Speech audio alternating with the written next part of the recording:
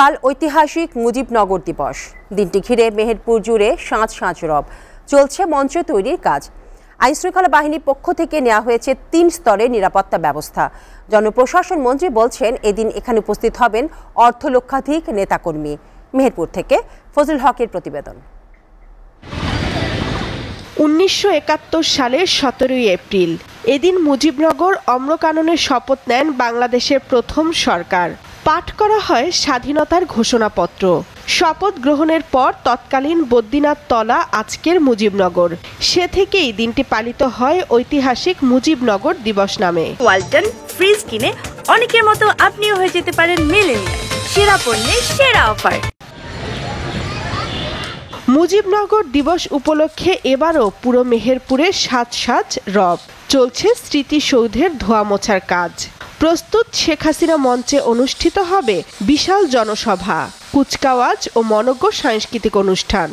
এই অনুষ্ঠানে জাতীয় নেতৃবৃন্দ থাকবেন, আমাদের খুলনা ডিভিশনের 10 জেলার সভাপতি, সাধারণ সম্পাদক সহ জাতীয় সংসদ সদস্যরা উপস্থিত থাকবেন এই অনুষ্ঠানে। তো এবার এই অনুষ্ঠানটিকে ঘিরে আমরা ব্যাপক আয়োজন করছি। আমাদের জেলা আওয়ামী লীগের একটি গুরুত্বপূর্ণ দায়িত্ব আছে এখানে। দিনটি আয়োজন উপলক্ষে নানা প্রস্তুতি গ্রহণ করেছে জেলা প্রশাসন। প্রচণ্ড গরম মোকাবেলায় রাখা হয়েছে সব ধরনের ব্যবস্থা। অতিথিদের জন্য নিরাপত্তা সহ রাখা হয়েছে সব আয়োজন।